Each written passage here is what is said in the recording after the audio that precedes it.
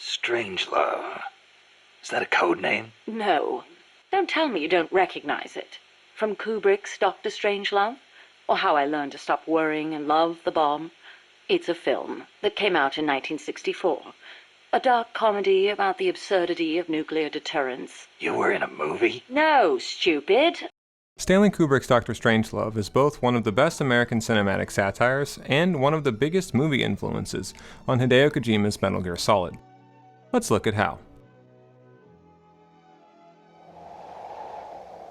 For more than a year, ominous rumors had been privately circulating among high-level Western leaders that the Soviet Union had been at work on what was darkly hinted to be the ultimate weapon, a doomsday device. Intelligence sources traced the site of the top-secret Russian project to the perpetually fog-shrouded wasteland below the Arctic peaks of the Zhukov Islands.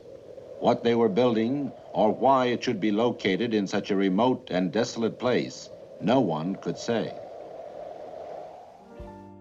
Released in 1964, the same year as the setting of MGS3's Operation Snake Eater, Dr. Strangelove originally began as a straight adaptation of the atomic age thriller Red Alert.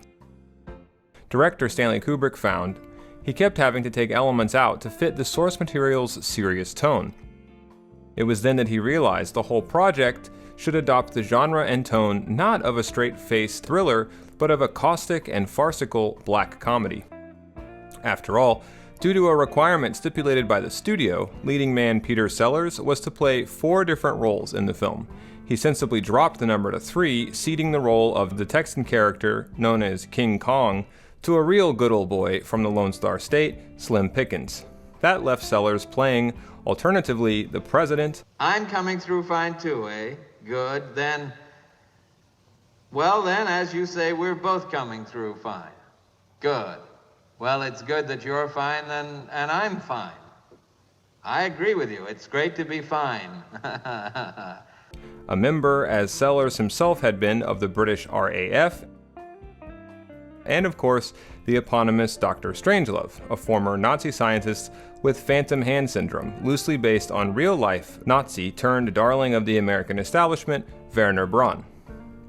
Dr. Strangelove is a story about human folly, a study or meditation on the subject of our own species' inherent irrational so-called rationality. It begins with Colonel Jack D. Ripper deciding a very logical thing indeed, when he experiences a sudden sense of frail powerlessness upon achieving orgasm one day. Being a well-trained member of the paranoid military-industrial complex, Ripper concludes this sudden shock and feeling of powerlessness must be the start of some nefarious Soviet plot. Tell me, Jack, when did you first develop this theory? Well, I first became aware of it, Mandrake, during the physical act of love. Huh. Yes, a profound sense of fatigue, a feeling of emptiness followed. Luckily, I was able to interpret these feelings correctly. Loss of essence. Huh. I can assure you it has not recurred, Mandrake. Women sense my power, and they seek the life essence. I do not avoid women, Mandrake. Yeah. But I do deny them my essence. Ranting and raving to Colonel Mandrake of the Royal Air Force about Russian fluoridation of America's water supply, the psychotic Jack D. Ripper decides to respond to this presumed provocation, the start of a covert chemical warfare campaign, with all-out and unilateral nuclear retaliation. What gave such a cigar-chomping lunatic this total power over America's nuclear arsenal? Why, a perfectly reasonable and perfunctory executive order, approved of by President Merkin Muffley, who made the call to give senior officials such authority only in times of emergency, thanks to a well-argued and very public admonishment by a member of the legislative branch. Well, perhaps you're forgetting the provisions of Plan R, sir. Plan R? Plan R is an emergency war plan in which a lower echelon commander may order nuclear retaliation after a sneak attack if The normal chain of command has been disrupted. You approved it, sir, you must remember. Surely you must recall, sir, when Senator Buford made that big hassle about our deterrent lacking credibility. The idea was for Plan R to be a sort of retaliatory safeguard. A safeguard? I admit the human element seems to have failed us here, but the idea was to discourage the Ruskies from any hope that they could knock out Washington and yourself, sir, as part of a general sneak attack and escape retaliation because of lack of proper command and control.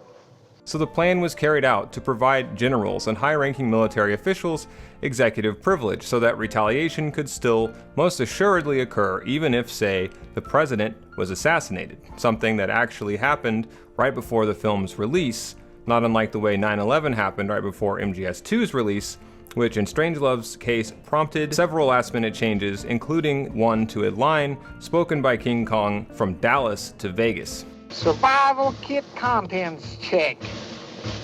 In them you'll find 145 caliber automatic, 2 boxes of ammunition, 4 days concentrated emergency rations, 1 drug issue containing antibiotics, morphine, vitamin pills, pep pills, sleeping pills, tranquilizer pills, 1 miniature combination Russian phrase book and Bible, $100 in rubles, $100 in gold, 9 packs of chewing gum, 1 issue of prophylactics, 3 lipsticks, 3 pair of nylon stockings. Shoot, a fella could have a pretty good weekend in Vegas with all that stuff. But President Muffley doesn't even remember he signed off on any such provision. That's why he has to be told about it by a Colonel Buck Turgidson, played in a performance of a lifetime by the iconic actor George C. Scott. Scott was actually tricked by Kubrick into thinking that his scenery-chewing performances here were just for warm-up takes. Just war games, so to speak. Jolly good idea. Keeps the men on their toes. Group Captain, I'm afraid this is not an exercise. Not an exercise, sir. And this, it turns out, has great and deliciously ironic resonance for the story and themes, because in a way, Dr. Strangelove, the film, is about a simulation that becomes a reality. The airmen, led by King Kong from Texas, have only the transmission of a cipher to go on that indicates Washington, D.C. has already been hit by a Soviet nuclear strike. So, quite logically, the boys on board the bomber conclude this must be the real deal, and, along with about 30 or so other bomber teams, commence the protocols of Plan Codename R. Back in the war room in DC, Turgidson explains that part of Plan R, which Jack Ripper has initialized, requires, again rather sanely and sanguinely, that all the active bombers shut off their radios to preempt Soviet interference. The only way to call them back is by transmitting a secret 3-letter code that only Ripper knows. We bounce back and forth in the film across 3 interlinked locations: Burleson Air Force Base inside the bomber and inside the war room in DC. As Mandrake tries desperately to determine the code phrase needed to call off the strike, President Muffley sagely concludes to call the Soviet ambassador into the war room as a gesture of goodwill. But once the ambassador gets the president on the horn with the premier of Russia, a man who reasonably but mistakenly believed that, being off the clock, it was a good night to get hammered, the Americans are in for a nasty surprise. The Soviets were waiting to announce the existence of a doomsday device that, like Plan R but even worse, is not fail-safe but fail-deadly. Once it's triggered, in other words, it cannot be untriggered. The whole mechanism works off computers, eliminating the chance a human being will lose their nerve in the face of total global Armageddon. The fallout of the doomsday weapon will produce so-called thorium-G, leaving the Earth as uninhabitable as the Moon for, about 93 years. That makes it a true game of madness, mutually assured destruction. Well, one General Faceman concludes that the answer is clearly to send in his boys to quell what is more or less a coup d'etat by Jack D. Ripper. Burleson Air Force Base then explodes in a mini reprisal of the American Civil War, and when Ripper's forces surrender, he reasonably concludes the enemy force, who must be Russian, will torture him to get him to give up the code. That is how Mandrake actually learns the code exists, but shortly thereafter, Ripper shoots himself. Only by digging through the dead man's schizophrenic doodlings does Mandrake find the answer. It must be a combination of the letters that were sprawled over and over again, P-O-E, as in peace on earth. But it takes time to convince the leader of the strike team, Bat Guano, to let Mandrake contact the president. Colonel, can you possibly imagine what is going to happen to you, your frame, outlook, way of life, and everything, when they learn that you have obstructed a telephone call to the President of the United States? Can you imagine? Shoot it off! Shoot with a gun! That's what the bullets are for, you twit! Okay. I'm gonna get your money for you. But if you don't get the President of the United States on that phone, you know what's gonna happen to you? What? You're gonna have to answer to the Coca-Cola Company. In that time, the former Nazi Dr. Strangelove makes his appearance, speaking up in the war room to explain and verify the Soviet ambassador's claims. So, concluding reasonably that there is no option other than to work with the Soviets to shoot down the US's own bombers, President Muffley provides everything the Russians need to save the world. But the bomber, flown by King Kong, is only grazed by a rocket, ironically forcing it to fly low enough that it glides entirely under the Russians' radar. And then, when the president reasonably concludes that the bomber must be headed to the major targets that are specified in Plan R, the rapid loss of fuel on the plane drives the bomber to attack a different target, a smaller one, closer in. The Russians have amassed all their forces at the wrong point. But for a second it seems the US bomber is too damaged to functionally drop its payload. King Kong, however, refuses to give up and manually ensures the nuke reaches its destination.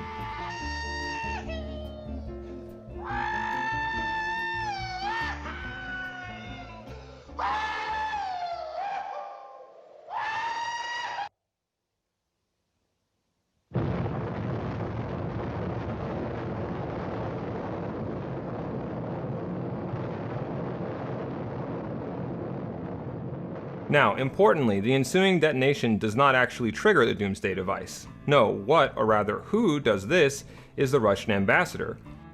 He does so after overhearing the insane proposal by Dr. Strangelove, which is met with surprising amount of acceptance in the war room that the lemon of an impending nuclear holocaust could become the lemonade of a patriarchal utopia underground, with scores of sexy women bred for every man, who together will spend a century underground while the whole affair up top blows over. What drove the ambassador to kill the entire human race and all of planet Earth? Who can say for sure? But hauntingly, the film ends with a very popular tune from World War II, recontextualized to drive home the point of how inevitably this same human, rationally irrational stupidity will play out over and over again as long as there are human beings.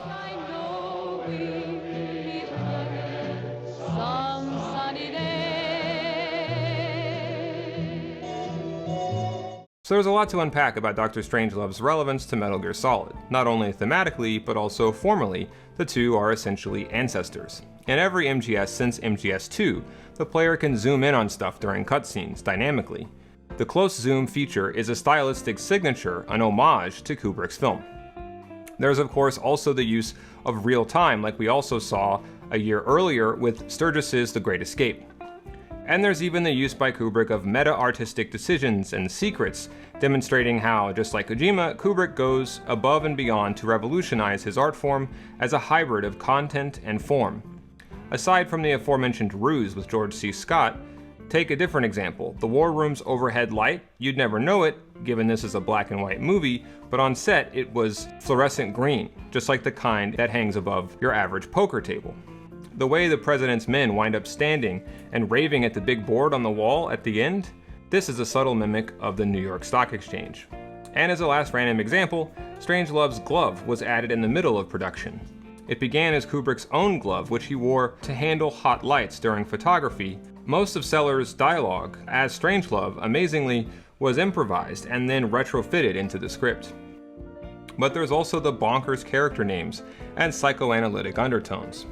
Solid Snake in Metal Gear conveys to mind a penis, just as Merkin Muffley does vagina. A merkin is a pubic wig often used to protect actresses' chastity on camera during sex scenes, whereas Muffley speaks for itself. The reason for all the innuendo goes beyond rooting the film in a childish sense of humor and wordplay, though. Kubrick was inspired by the nature of real-world terminology and treatises on the subject of thermonuclear war and deterrence theory, which he noted often made use of sexual imagery and themes, all but completely obliviously, referring to a nuclear exchange, for example, as going all the way. Another shared trait is how Strangelove and MGS mix their wacky material with the complete opposite, namely a genuine grounding in as realistic of a setting, terminology, and objects as possible. The premise of the film of generals having the power to assume unilateral command and control over nukes within set scenarios was real, though denied by the government for years after the film's release. Nobody knew it yet, but it absolutely was real. The phrase megadeaths comes right out of a major work of American deterrence theory. And the plane was so excellently compiled off of photos, Kubrick reportedly feared a probe by the FBI. Lastly, though we could go on and on about the similarities here, both MGS and Dr. Strangelove use the genre trappings of satire and techno-thrillers to comment philosophically on the human condition, even if it has a rather dark or sometimes bleak overall point of view. Disasters and mass murders rarely occur due to a straightforwardly simple story of heroes and villains in both respective directors' body of work.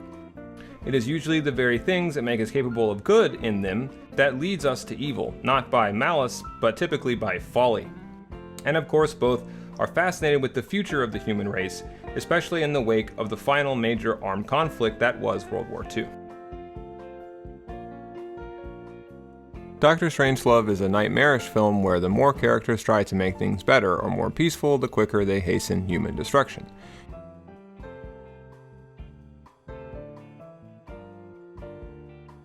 It may seem like a very funny film, and it is, but this dark comedic tone must be contextualized within the era's very real threat of total nuclear annihilation. The joke, ultimately, is that there's nothing anyone can do to stop it once doomsday has begun. In this respect, like MGS, Dr. Strangelove is inherently a political work of art that attempts to get the word out about the dangers of nuclear bombs, and to one day even possibly affect change.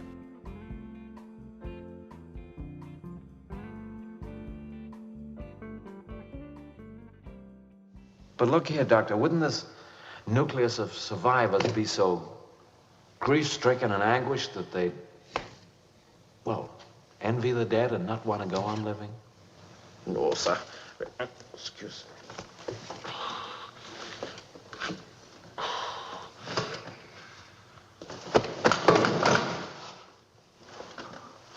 Also, when they go down into the mine, everyone will still be alive. There will be no shocking memories. And the prevailing motion will be one of nostalgia for those left behind, combined with a spirit of bold curiosity for the adventure ahead.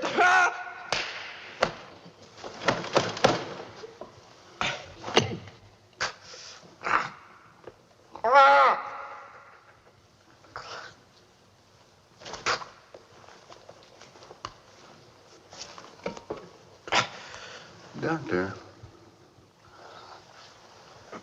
you mentioned the ratio of 10 women to each man. Wouldn't that necessitate the abandonment of the so-called monogamous sexual relationship? I mean, as far as men were concerned. Regrettably, yes. But it is, a sacrifice required for the future of the human race. I hasten to add that since each man will be required to do prodigious service along these lines, the women will have to be selected for their sexual characteristics, which will have to be of a highly stimulating nature. I must confess, you have an astonishingly good idea there, Doctor. Thank you, sir. I think we ought to look at this from the military point of view. I mean, supposing the Ruskies stashed away some big bomb, see, and we didn't. When they come out in 100 years, they could take over. I agree, Mr. President.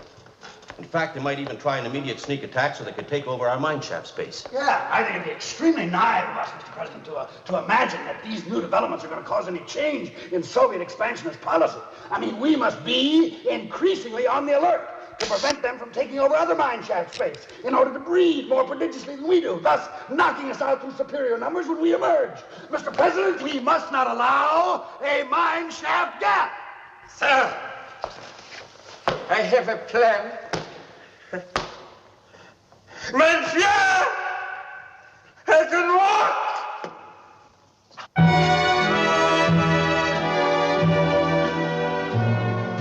We'll meet again